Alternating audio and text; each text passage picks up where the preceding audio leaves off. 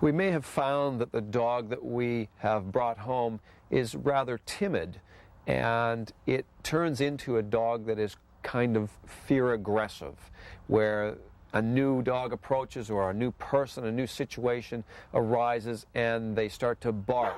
They don't like what's going on, and they're always moving away, looking a bit skittish. This is a behavior that we want to correct, definitely, because it will only get worse. The dog is learning to control its environment by the use of aggression. They start barking to drive things away.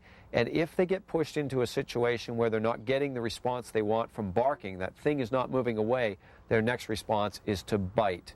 Now, a lot of times people are taking an approach to this type of dog that is very comforting and soothing, and they're trying to pamper the dog and say, it's okay, don't worry, it's all right, and they're being very affectionate to the dog to show them that it's okay. It's okay.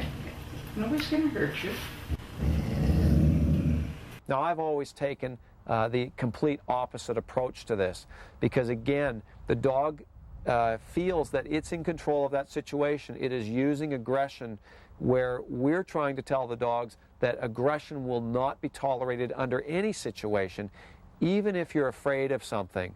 So we need to, in conjunction with all the other training that we're doing with the dog, and we're showing them that they're not in control, if they still insist on using aggression in a tense situations, it tells us that they have not fully respected us as the dominant one in their situation. So when a situation comes in, they feel that they're the leader still, and they have to deal with this, so they drive it away with the aggression. We need to discipline them and show them that it's on our shoulders. If there's anything wrong, we deal with the problems, and that they just have to relax and look to us.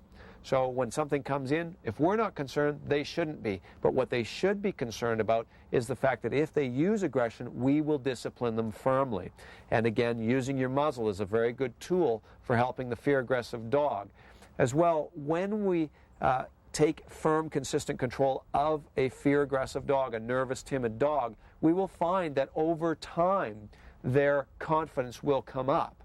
If we take the soft, comforting approach, it's okay, don't worry, it's all right, all we're doing is reinforcing that dog's nervousness and their fear, because we are not taking a leadership upper hand in that situation, that they still feel that they're in control and they're afraid.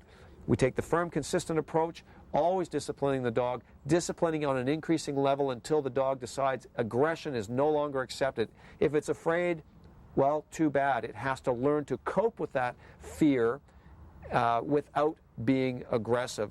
And then when it realizes over time that aggression is not an option, and it sees that the things that it was afraid of are not hurting it, it starts to learn in a more positive understanding of things.